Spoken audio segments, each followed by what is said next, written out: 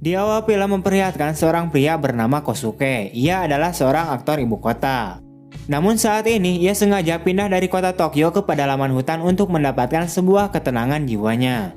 Saat itu, ia terlihat sedang membawa gerobaknya dan tanpa sengaja ia menemukan sebuah kursi di jalanan dan langsung membawanya untuk pulang. Sesampainya di tepi pantai, Kosuke terlihat sedang membaca sebuah buku. Namun lagi santuy-santuйnya membaca, tiba-tiba saja datang seorang betina yang agak kurang waras dengan sepeda ontelnya.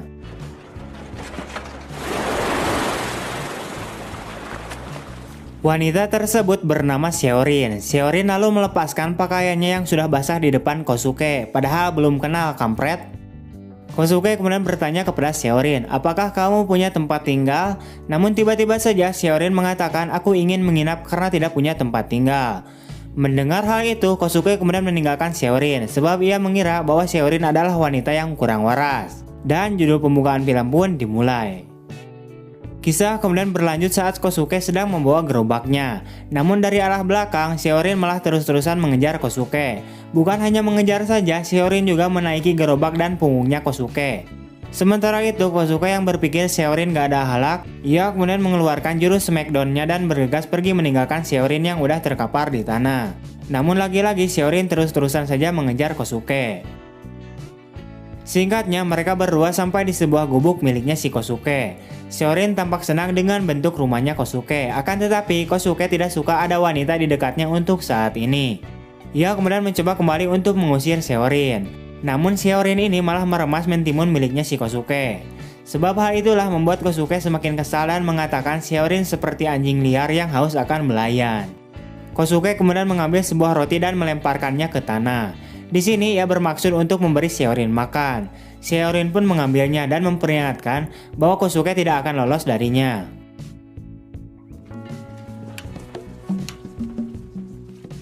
Di malam harinya saat Kosuke sedang makan nasi padang, tiba-tiba saja dia mendengar suara anjing melolong dan juga tiba-tiba saja lampu di gubuknya itu menjadi mati. Keesokan harinya, Kosuke memanggil seorang temannya yang merupakan seorang mekanik untuk memperbaiki dan mengganti tenaga listrik di gubuknya Kosuke. Temannya ini bernama Yokuja. Setelah selesai memperbaikinya, mereka berdua kemudian pergi ke kota untuk ngopi-ngopi santuy di sebuah bar yang juga merupakan milik teman mereka. Sesampainya di bar tersebut, tiba-tiba saja ia melihat Seorin. Ternyata, Seorin bekerja sebagai pelayan di bar milik temannya mereka berdua itu. Melihat adanya Kosuke, Seorin pun kemudian terkejut. Pada akhirnya ia meminta maaf atas kelakuannya kemarin. Kosuke pun dengan dingin dan memaafkannya. Disinilah awal mula Kosuke menjadi suka terhadap Seorin. Saat temannya sedang membacakan sebuah puisi, si Kosuke ini malah sibuk memperhatikan si Seorin. Singkat cerita, saat bar sudah ditutup, Seorin mencoba menggoda bosnya yang sedang ngambek banget. Bosnya ini bernama Kobuchi. Yang diceritakan ia merupakan temannya Kosuke. Diketahui Kobuchi ini tidak suka bahwa Seorin mengenal si Kosuke. Pada akhirnya Kobuchi pun memperkaos Seorin dan pada akhirnya mereka pun bermantap-mantap. Keesokan paginya, terlihat Kosuke yang sedang berbelanja sebuah sayuran untuk kebutuhan dapurnya. Namun sesampainya di gubuk miliknya, ia terlihat keheranan sebab ia melihat adanya sebuah mobil yang tidak dikenal terparkir di halaman depan gubuknya. Ketika masuk ke dalam gubuknya, tiba-tiba saja ia kaget karena ia melihat adanya Seorin dengan seorang pria yang sedang di gubuknya. Di sini mereka melihat adanya Kosuke, namun karena sedang nikmat-nikmatnya, mereka pun melanjutkan nya dan mengabaikan Kosuke. Setelah selesai Seorin dan pria tersebut pun keluar dari gubuk. Di sini terlihat pria itu sepertinya malu-malu terhadap Kosuke. Sebab awalnya ia mengira bahwa gubuk itu adalah miliknya Seorin. Tapi fakta sebenarnya itu adalah miliknya si Kosuke. Akan tetapi Kosuke tidak pernah mempersalahkan hal itu. Ia mencoba bersikap lembut terhadap mereka berdua dan memberikan mereka masing-masing secangkir kopi. Ya biar jag-jag aja gitu Wak, soalnya mereka kan habis olahraga. Mulai dari sinilah Seorin selalu mengganggu kehidupannya Kosuke. Singkatnya pada malam hari, tepatnya saat Kosuke sedang bobo ganteng, tiba-tiba saja dia terbangun karena ada sebuah ponsel berbunyi tanda panggilan masuk. Diketahui ponsel tersebut adalah miliknya si pria tadi siang yang tertinggal di gubuknya Kosuke. Saat Kosuke mengangkat teleponnya, tiba-tiba saja terdengar suara yang berasal dari Seorin. Setelah itu, Seorin kemudian berkata, kalau Kosuke ingin dengan dirinya, maka Kosuke tinggal bilang saja, mau kapan saja dan di mana saja. Kesal karena bobo gantengnya telah diganggu, ia kemudian keluar dan melemparkan ponsel tersebut ke dalam hutan. Keesokan paginya, terlihat Kosuke yang sedang macul di buruan gubuknya. Tak lama kemudian, Seorin datang yang bermaksud untuk mengambil HP si cowok yang kemarin tertinggal di gubuknya Kosuke. Namun Kosuke mengatakan bahwa ponselnya telah dibuang. Akan tetapi si Seorin ini terus-terusan bawel menyuruh Kosuke untuk mencari lagi ponsel itu yang telah ia buang.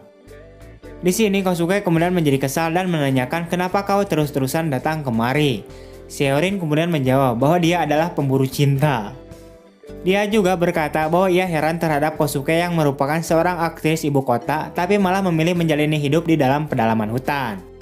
Kosuke lalu menjawab bahwa ia ingin menenangkan dirinya sementara waktu dan tidak ingin diganggu oleh siapapun.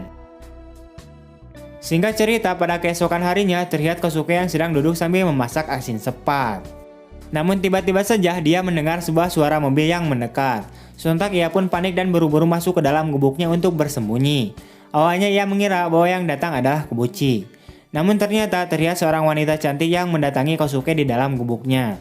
Wanita tersebut bernama Kyoto. Ia adalah temannya Kosuke dan merupakan seorang guru. Kyoto kemudian berkata pada Kosuke bahwa dirinya itu kangen kepadanya.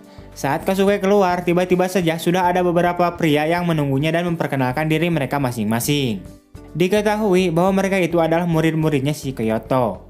Ia juga dikenalkan dengan seorang wanita lemut yang merupakan asistennya si Kyoto. Wanita tersebut bernama Yuko. Di sini Kyoto kemudian menjelaskan bahwa dia dan muridnya sedang mengadakan tur keluar kota. Tapi karena adanya gempa, pada akhirnya ia memutuskan untuk mengunjungi Kosuke dan berencana untuk menginapnya di gubuknya Kosuke. Singkatnya, saat malam hari, Kyoto kemudian menggoda Kosuke dan berniat untuk mengajak Kosuke untuk bermantap-mantap. Ia kemudian melayani Kyoto dan menikmati lubang selangkangannya milik Kyoto. Namun saat mereka tengah bermantap-mantap enaknya, tiba-tiba saja lampu di dalam gubuknya itu mati. Sementara itu dari luar gubuk terlihat Seorin yang datang dan membawa sebuah lampu. Seorin pun bergabung dengan mereka dan mengganggu Kosuke dan bersama Kyoto yang sedang nikmatnya bermantap-mantap. Sementara itu Kosuke kesal dan memilih untuk tidak melanjutkan bermantap-mantapnya. Ia kemudian keluar dari gubuknya dan melihat Yuko.